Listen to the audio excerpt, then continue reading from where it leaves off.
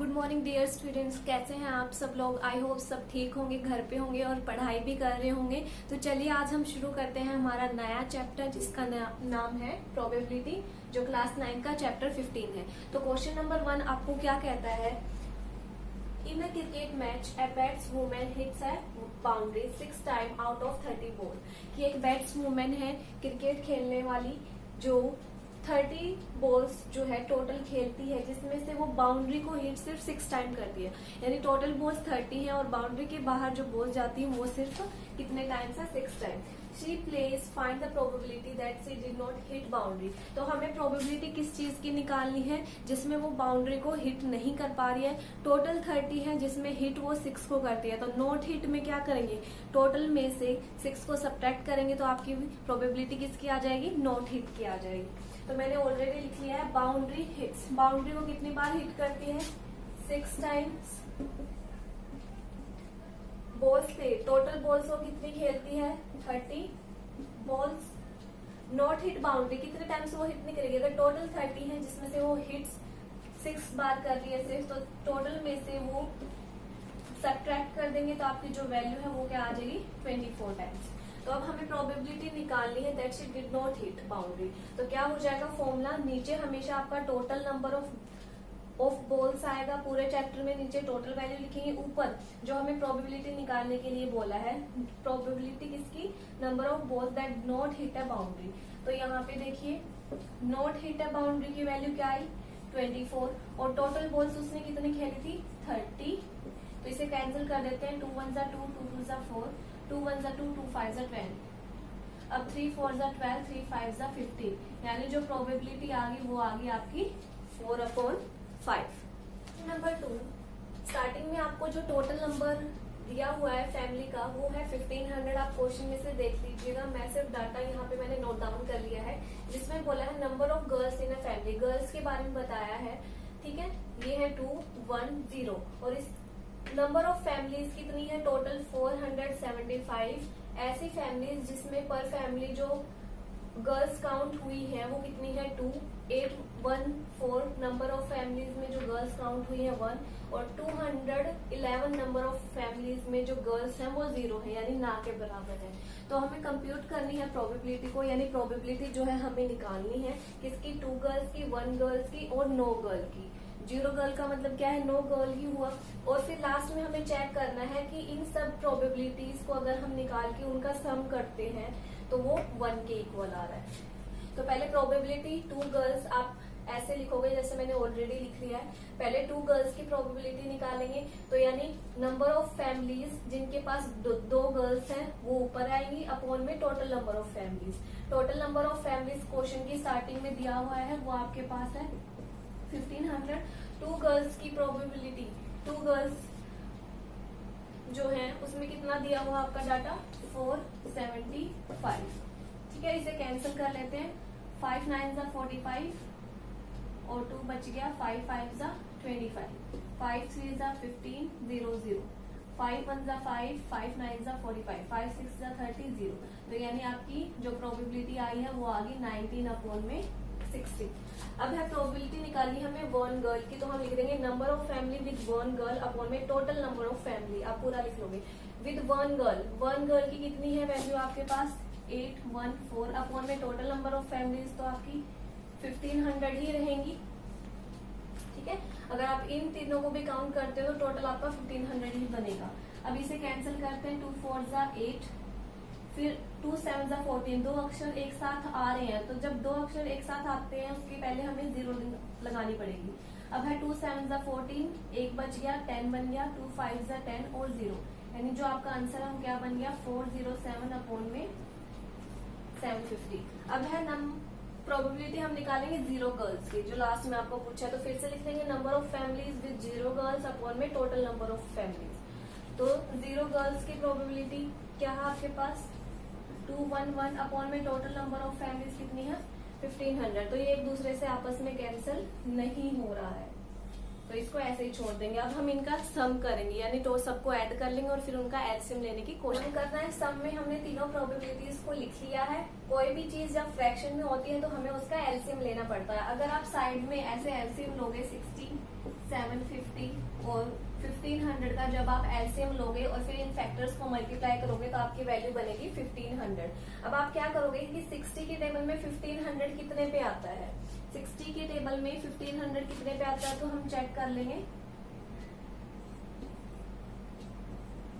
1500 upon में 60, 63 जा 180 ज्यादा हो जाएगा, 62 जा कितना हो जाएगा 120, ये 0, ये बचा 30, फिर आप उतार लोगे 0।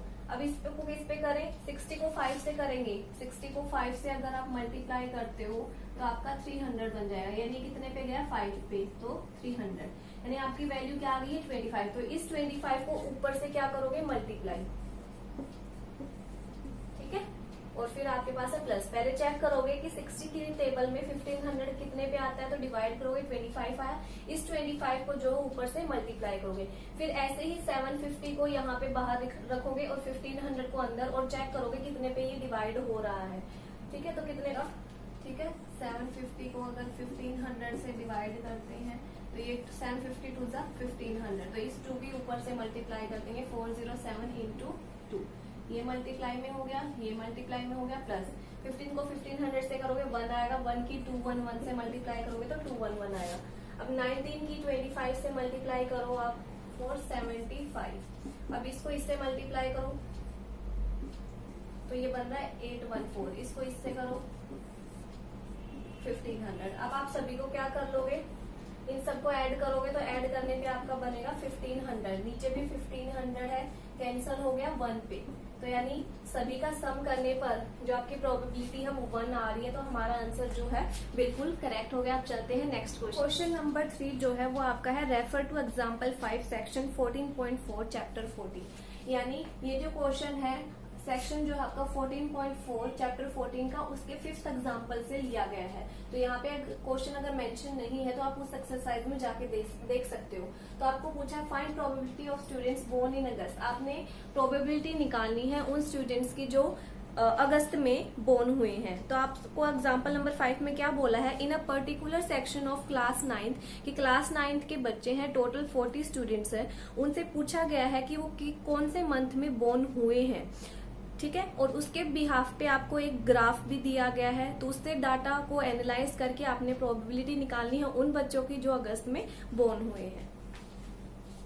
तो मैंने ये ग्राफ यहाँ पे बना दिया, ये है आपके नंबर ऑफ स्टूडेंट्स और ये है आपके मंथ्स के नेम, जनवरी, फरवरी, मार्च टिल दिसंबर, सितंबर, अक्टूबर, नवंबर, दिसंबर, मैंने ये जस्ट सिंपल लिख लिया है। तो आप क्या करेंगे, probability number of students born in August की आपको प्रोबेबिलिटी निकालनी है, ठीक है।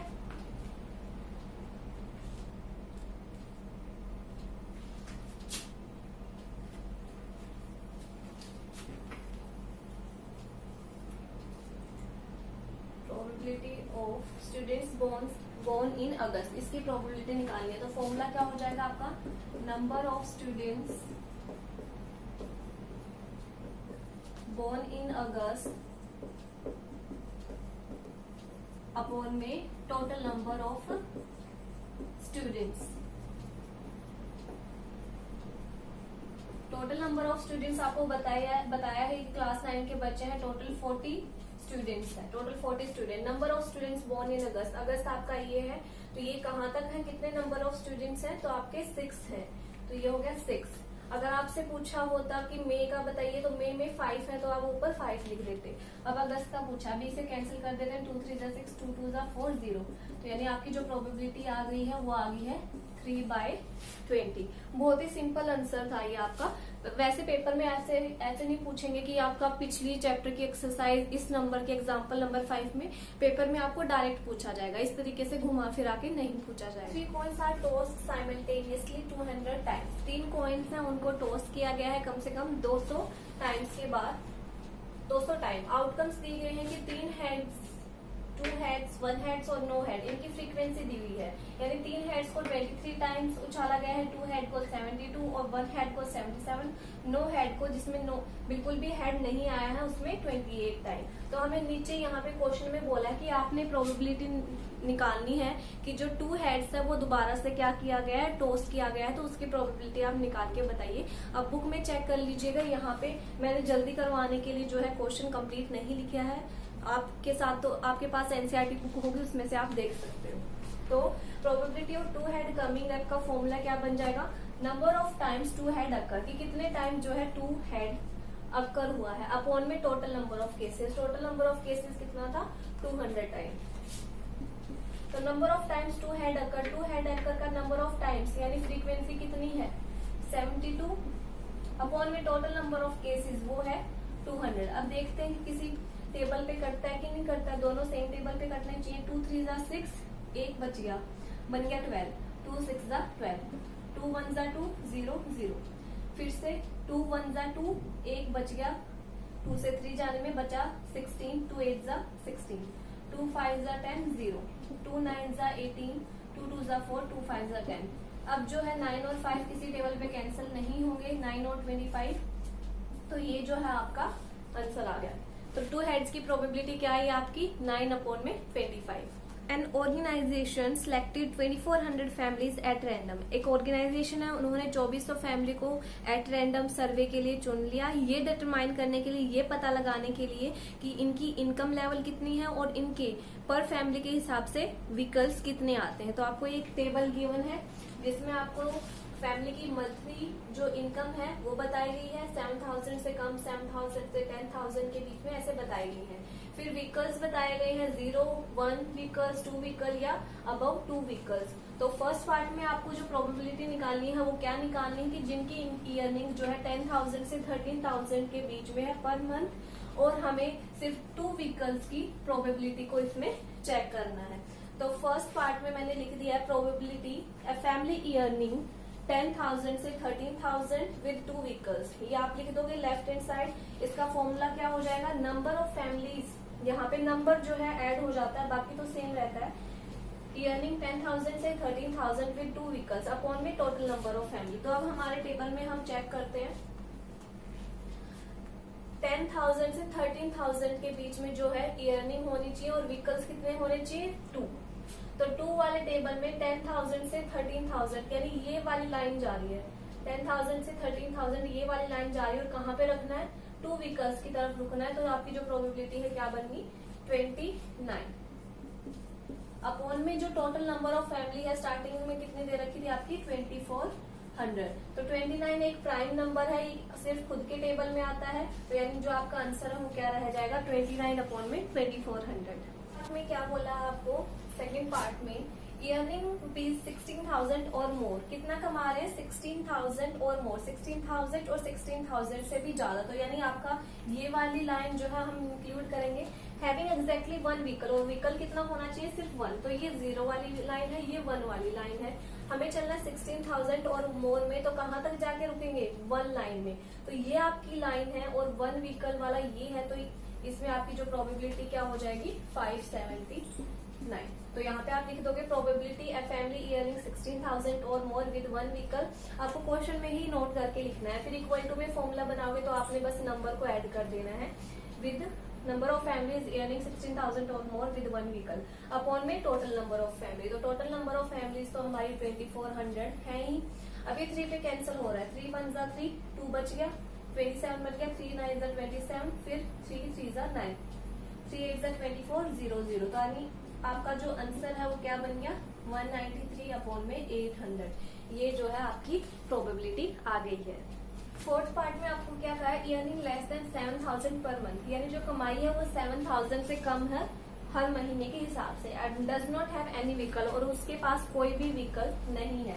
तो हमें इसकी प्रोबेबिलिटी निकालनी। सबसे पहले जो अर्निंग लेस देन 7,000 यानी ये वाली लाइन आपकी होगी with does not have any vehicle, यानी किसी के पास व्हीकल नहीं होना चाहिए।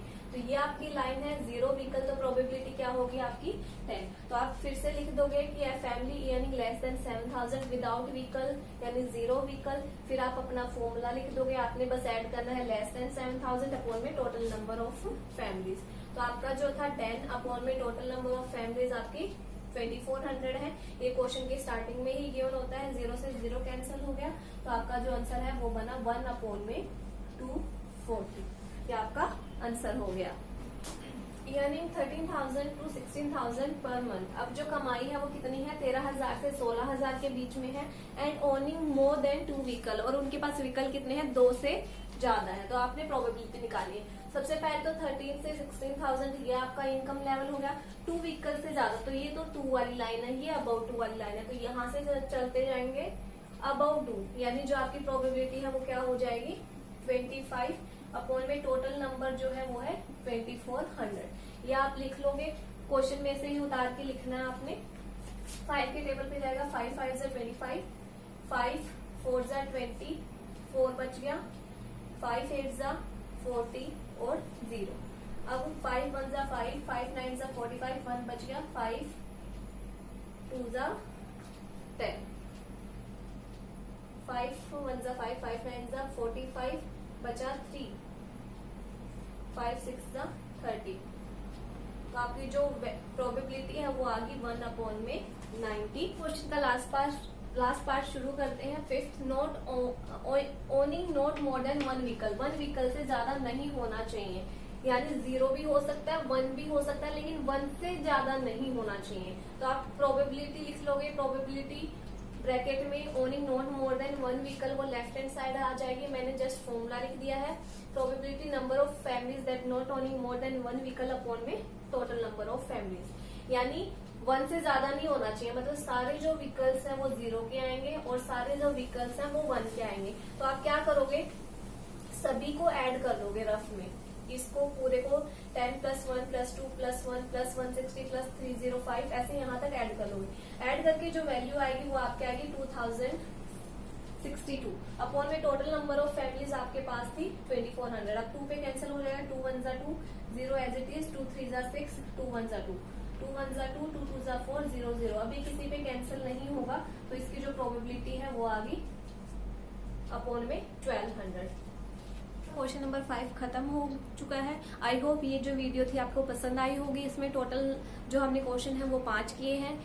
6th क्वेश्चन से जो ऑनवर्ड्स क्वेश्चन होंगे वो कल की सीरीज में हम करेंगे।